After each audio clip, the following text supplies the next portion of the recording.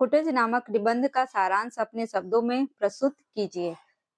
देखिए यहाँ पे आप सभी को कहा जा रहा है कुटज जो पाठ है एक निबंध है और इस निबंध का सारांश अर्थात आपको इस पाठ का समरी आपको लिखना है और उसी के बारे में उत्तर यहाँ पर बताया जा रहा है।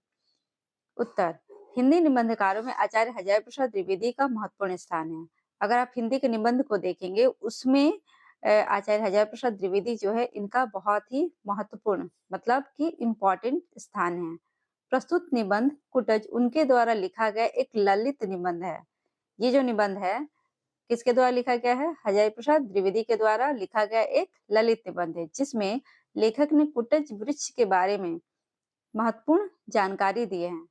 देखिए ये जो पाठ है, जब आप कुटज पाठ को पढ़ने जाएंगे तो इसमें आपको किसके बारे में किसके बारे में पढ़ने के लिए मिलेगा आपको?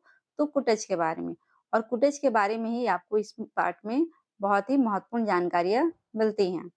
और इस पाठ के सार को आप निम्नलिखित शीर्षकों में देख सकते हैं।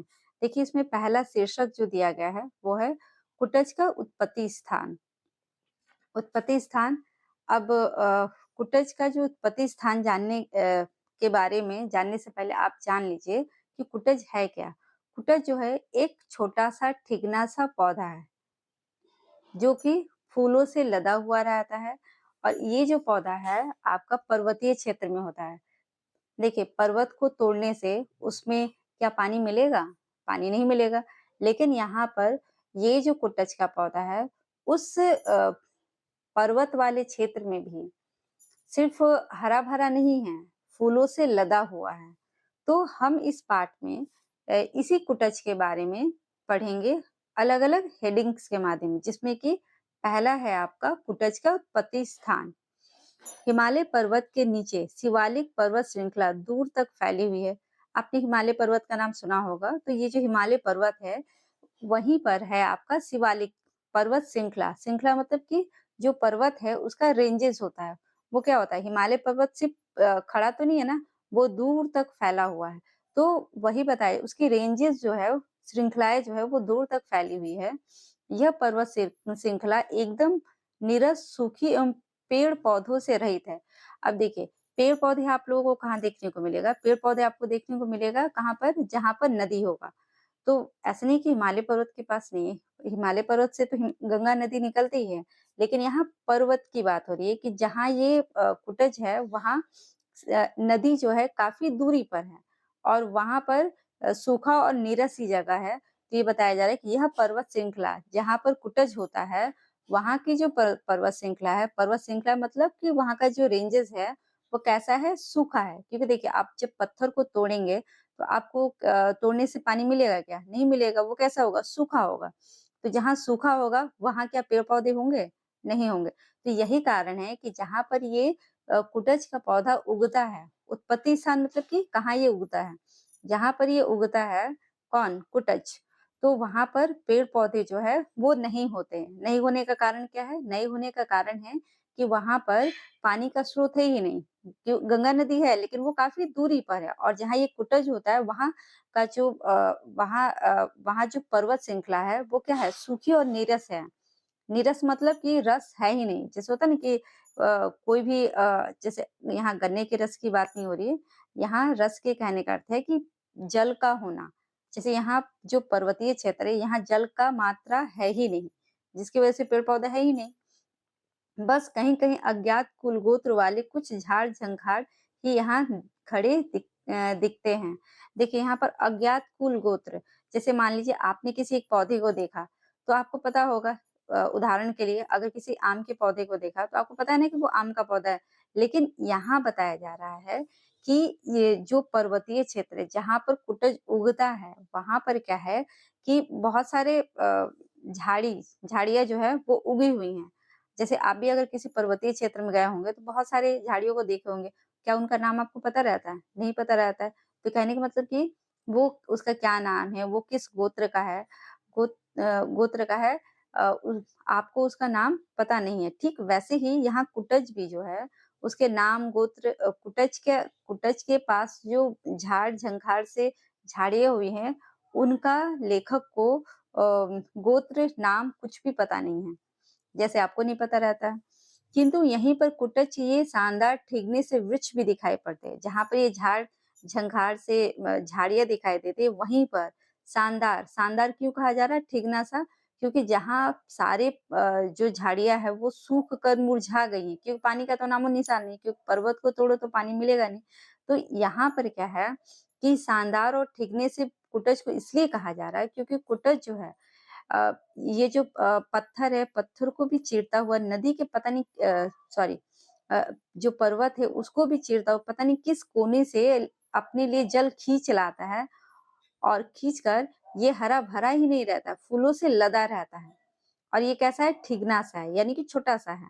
तो जहाँ पर सारे पौधे सूख गए हैं और जहाँ पर उनके लिए ज़रा-सा भी होता है ना कि वो हरा-भरा हो, तो सारे के सारे सूख चुके हैं, वहाँ ये आपका कुटच का जो पौधा है वो हरा-भरा ही नहीं है, फूलों से लदा हुआ है। तो ऐसे में इसको हम लोग शानदार तो कह ही सकते हैं। शानदार ठिगने से वृक्ष भी दिखाई पड़ते हैं जो पूरी तरह हरे-भरे और फूलों से लदे हुए। देखिए अगली लाइन में बताया गया है आपको कि ये पूरी तरह से हरे-भरे और फूलों से लदे हुए हैं।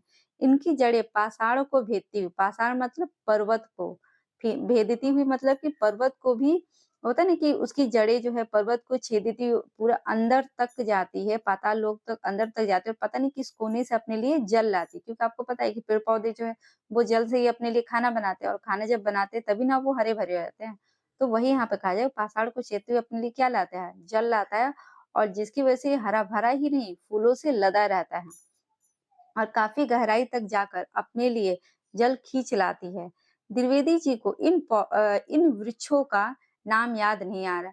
देखिए यहाँ पर क्या होता है ना कि जब आप पाठ को पढ़ते हैं तो वहाँ जब द्विवेदी जी हज़ार प्रसाद द्विवेदी जी कुटच के पौधे को देखते हैं, तो उनको कुटच के पौधे का नाम याद नहीं आता है। ठीक है? तो इसलिए यहाँ पर जैसे होता है ना कि आपका उदाहरण के तौर पर बता रही, ये आपको एग्ज़ाम में लिखना नहीं है। जैसे मान लीजिए आपसे कभी कोई आपका एक मित्र मिला और मिलते ही आप उससे बात कर लिए, आपका मित्र चला गया और आप भी चले गए। फिर बाद में जब आप उसका नाम पूछना भूल गए क्योंकि आपको बचपन का दोस्त था और बाद में आप याद करने की कोशिश क्या नाम है उसका क्या फिर आपको नाम याद नहीं आ रहा। ठीक वैसे ही यहाँ पर द्विवेदी जी भी कुटच के पौधे को देख तो लेते हैं सामने से, लेकिन फिर उसका नाम क्या उनको याद नहीं आता है। तो वही यहाँ पे बोल रहे हैं, जब आपने पाठ में पढ़ा होगा तो वहाँ आप अ, पूरे अच्छे से समझे होंगे। देखिए द्विवेदी जी को इन वृक्षों का नाम याद नहीं आ रहा है, यद्यपि ये पहचानते हुए से प्रतीत होते हैं। कुटच जो है, पहचानते तो हैं, इनको पता है ये कुटच है, लेकिन होता नहीं कि जिस समय ये देखे, उस समय उनको इस कुटच का नाम याद नहीं आता है। इसलिए यहाँ पे ये लाइन कहा गया है। अ, अगली हेडिंग को देखिए, नाम की महत्ता। इन वृक्षों का नाम द्विवेदी जी ने ध्यान से उतर गया है। जो मैं अभी आप लोग बता रहे थे कि कॉटेज के पौधे को ये देखते तो हैं, लेकिन उनके ध्यान से उतर जाता है कि है कौन सा ये इसका नाम क्या है? जैसे आप उदाहरण के लिए इसको एग्ज़ाम में लिखना नहीं है। आप किसी अपने मित्र से मिले, उनसे बात कर लिए, फिर आप घर चले गए। फिर आपको सोच रहे हैं कि उस बचपन के मित्र का नाम क्या था? आपको याद नहीं आ रहा। ठीक वैसे ही द्विवेदी जी का क्या है कि वो भी सोचते हैं कि ये जो कुटच का पौधा है इसका नाम क्या है? उनको भी याद नहीं आ रहा।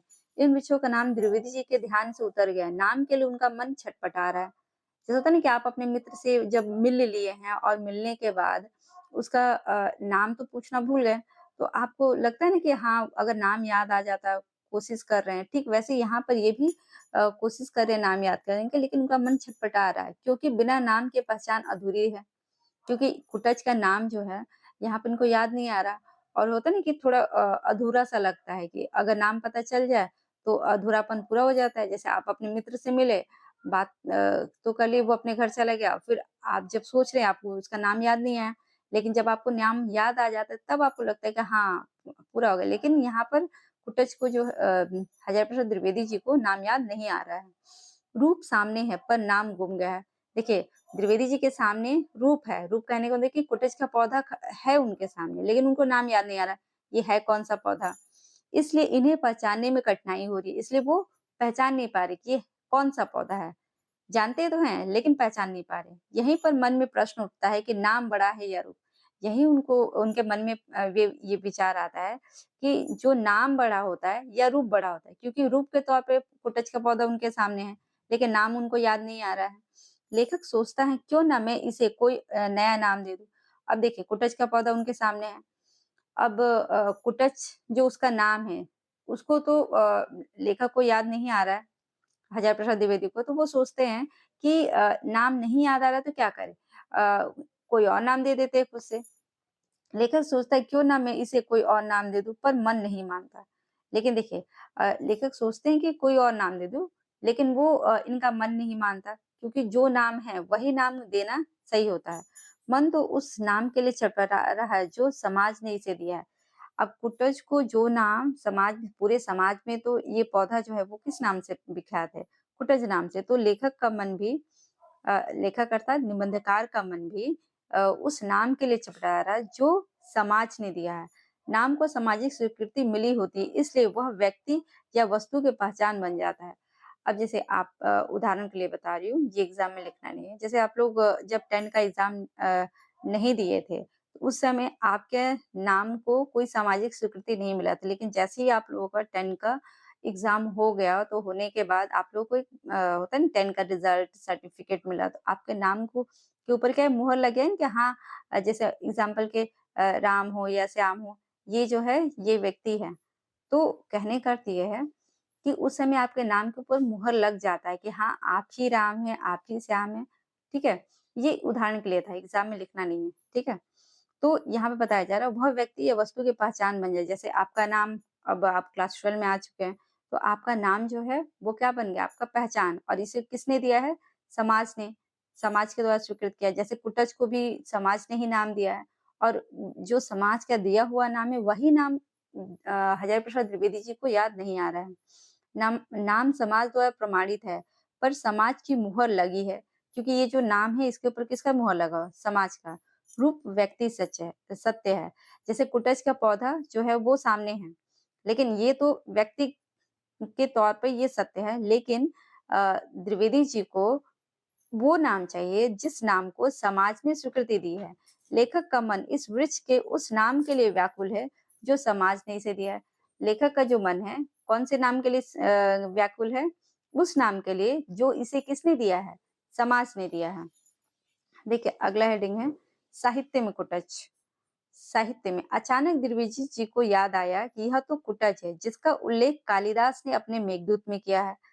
देखिए कालिदास का लिखा हुआ जो किताब है मेघदूत, उसमें कुटच का नाम आया है। तो इसका कुटच को ज्यादा महत्व मिलना चाहिए था, लेकिन इसको महत्व मिला है कम। देखिए क्या लाइन में, अचानक द्विवेदी जी को ध्यान आया कि यह तो कुटच है। अब जब ये कुटच के पौधे को देखते हैं, तो आपको पता है इससे पहले वाले 2 हेडिंग्स हम पढ़ चुके हैं कि किस तरह से उनको कुटच जो है उनके सामने तो है लेकिन उसका नाम याद नहीं आ रहा है। लेकिन जब उनको अचानक ही उनको ध्यान आता है मतलब कि उनको नाम याद आ जाता है कि ये कौन-सा पौधा है? ये कुटच का पौधा है, जिसका उल्लेख कालिदास ने मेघदूत में किया है। और इस पौधे का कौन से पौधे का? कुटच के पौधे का उल्लेख मतलब इसके बारे में बताया है। किसने? कालिदास ने बताया है अपनी पुस्तक, अपनी किताब में मेघदूत में। मनोहर कुसुम स्तंभकों से झबराया हुआ मतलब कि पूरा फूलों से लदा हुआ प्रसन्न जो होता है ना कि ये हमारा कुटच का पौधा भले ही ठिकना सा छोटा-सा है लेकिन फूलों से क्या है? पूरा झबराया हुआ है, भरा हुआ है। प्रसन्नता से झूमता हुआ कुटज बिहारी यक्ष ने मेघ की अभ्यर्थना करते हुए कुटज के फूल से ही उसे अर्पित किए। जब यक्ष को अ, मेघ अर्थात बादल से प्रार्थना करना था तो उनको कहीं कोई फूल नहीं मिला। कोई फूल मिल जाए पहाड़ी क्षेत्र है। अब क्षेत्र में ठीक है जो देखिए, ये क्या है कि पहाड़ी क्षेत्र है।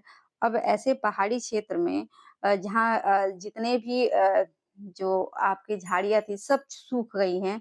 आपको याद होगा उदाहरण के लिए बता रही हूँ उस गर्मी को याद कीजिए जिस समय कि पूरा होता है ना कि पूरा तपता हुआ गर्मी है। वो गर्मी आप पूरा दिख रहा है, होता है ना हवाओं में भी दिखता है। इतनी गर्मी है 42, 43, 45 इतना तक आपका गर्मी है। उस समय इतना डिग्री तक और वैसी गर्मी में सारे जो पर्वत है वहाँ पर सारे जो झाड़ियाँ वो तक सूख गई हैं। और वैसे में जो यक्ष जो है जब प्रार्थना करने जाते हैं मेघ से तो उनको पुष्प अर्थात फूल की ज़रूरत है और ऐसे में जो फूल है उन फूलों को होता नहीं कि इनको फूल चाहिए तो वो फूल मिलेगा कहाँ से? पर्वत पर। तब उनको मिला तो कौन मिला? कुटज का फूल मिला। अब देखिए यहाँ पर क्या है कि यक्ष कालिदास जो है वो यक्ष तो एक बहाने के तौर पे खुद ही कालिदास जब प्रार्थना करते हैं तो कुटज का उपयोग कालिदास ने स्वयं ही किया था। ऐसा हरिप्रसाद द्विवेदी जी कहते हैं। तो कहने का अर्थ ये है कि जो कुटज कालिदास के काम आया हो, उस कुटज को हमें ज़्यादा महत्व देना चाहिए। लेकिन साहित्य में कुटज को कम महत्व मिला। मैं क्या प्रार्थना करते कुटज के फूल ही उसे अर्पित किए। तो यहाँ यक्ष जो है वो मेघ से प्रार्थना करते हुए कौन से फूल का उपयोग करते हैं? तो कुटज का ही। उस सूने गिरिकांतार में जब कोई फूल उपलब्ध वो सूने गिरिकांतार होता है ना कि गिरिकांतार यानी कि वो जो पर्वतीय क्षेत्र है वहां यक्ष को और कोई फूल नहीं मिला। मिला तो कौन सा फूल मिला? आपका कुटज का फूल मिला और इन्हीं कुटज के फूल से उन्होंने क्या किया? मेघ से प्रार्थना किया। देखिए अगला हेडिंग है अपराजेय जीवनी शक्ति। अपराजेय जीवनी शक्ति मतलब कि जो कभी अ, हारता नहीं है। अब देखिए जहाँ क्षेत्र जो है वहाँ पानी का नामो निशान नहीं है। बाकी सारे जितने भी जो झाड़ियाँ है वो सूख चुकी है, ठीक है? अब ऐसे में कुटज का पौधा जो है वो जी ही नहीं रहा है, बल्कि वो हँसता हुआ और फूलों से लदा हुआ है। तो ऐसे में कुटज में अपराजेय मतलब कि जो कभी पराजित नहीं होता है, इतनी कठिन परिस्थिति में भी वो जी रहा है। तो ये हेडिंग आपके कुटज की अपराजेय जीवनी शक्ति यानी कि किस तरह से वो जी रहा है उसी के ऊपर है। लाइन में देखिए, कुटज हमें अपराजेय जीवनी शक्ति का संदेश देता है। देखिए यहाँ पर बताया जा रहा है कि जिस तरह से इतनी स्थिति में भी कुटज जो है वो जी रहा है अपने आप को जिंदा रखे हुए। ठीक हमें भी हमारे जीवन में अगर बहुत सारी कठिन परिस्थितियां आ भी जाती है तो हमें भी क्या करना चाहिए? कुटज से ही प्रेरणा लेकर हमें जीवन में क्या करना चाहिए कि अपराजित होकर कठिनाइयों को पार करते हुए कुटज की तरह ही आगे बढ़ना चाहिए। भीषण गर्मी गर्मी में भी यह हरा भरा एवं फूलों से लदा खड़ा है। अब भीषण गर्मी जो बताया ना मैंने कि 42, 43, 45 डिग्री तक जब गर्मी हो जाता है, उस गर्मी को आप महसूस कीजिए। उस समय जहाँ जो फूल हमारे यहाँ जो छतों पर ये एग्जाम्पल के लिए बता रही हूँ, इसको एग्जाम में नहीं लिखना है। छतों पे जो पौधे जो है उसमें वो सूख तक जाते हैं। वैसे वैसी गर्मी में ये जो आपका कुटज का पौधा है, वो भी कहाँ पर? मिट्टी में नहीं है, ये पहाड़ के ऊपर है, पर्वत पर है और अपने होता है ना उस पर्वत को भी चीरता हुआ अपने लिए जल खींच ले लाता है और ऐसे में वो सिर्फ हरा-भरा ही नहीं है, फूलों से लदा हुआ है, ठीक है? तो वही यहाँ पे कहा जा रहा है कि भीषण गर्मी में भी यह हरा-भरा फूलों से लदा खड़ा है। विपरीत परिस्थिति में भी अपने अस्तित्व को जो बनाए रख सकता है। विपरीत देखिए परिस्थिति विपरीत यहाँ पर क्यों है?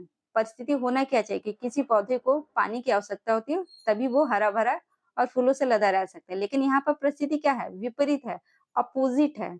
यहाँ कुटज को पानी तो मिल ही नहीं रहा है।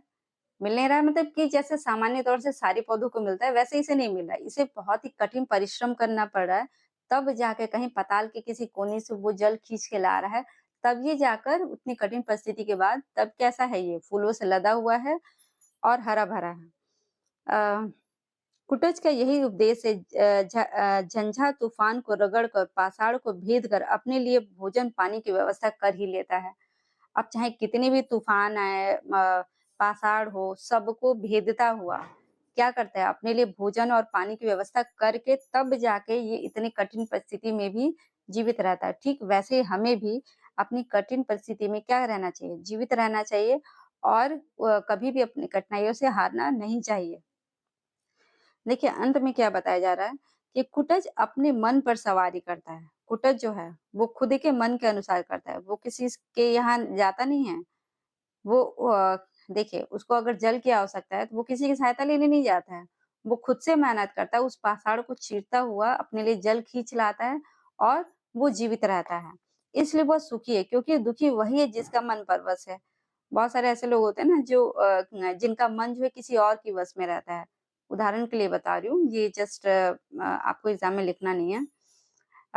देखिए, होता क्या है जैसे कि आज के समय में सबके पास फ़ोन है, अगर आप लोगों से फ़ोन ले लिया जाए, तो क्या आप एक दिन भी आपका होता है ना जीवन खाली-खाली सा लगेगा। तो यहाँ पर आपका मन जो है वो किसमें है? उस फ़ोन में बसा हुआ है, आपको तुरंत वो फ़ोन चाहिए। तो यहाँ पर भी बताया जा रहा है कि कुटज अपने मन पर सवारी करता है करता है इसलिए वो सुखी क्योंकि दुखी वही है जिसका मन परवश है।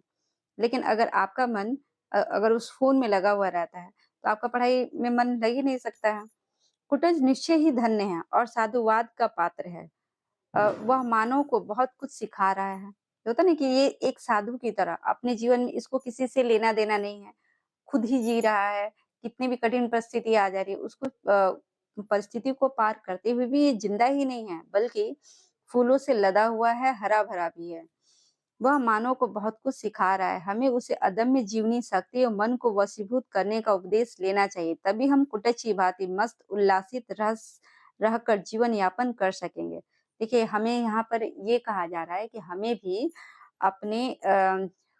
भी कुटच से कहा जाए कि अपने जीवन के लिए अम, अप देखिए कुटज भी जो है वो हमें हमारे जीवन के लिए संदेश देता है कि जिस प्रकार कुटज जो है वो कठिन परिस्थितियों को सहता हुआ भी जीवन में कभी हार नहीं मानता है और जीवन में हमेशा आगे बढ़ता रहता है। कठिन परिस्थितियों को झेलता हुआ भी हरा-भरा फूलों से लदा रहता है। ठीक वैसे भी हमें अपने जीवन में भी कठिन परिस्थितियों से कभी हार नहीं मानना चाहिए।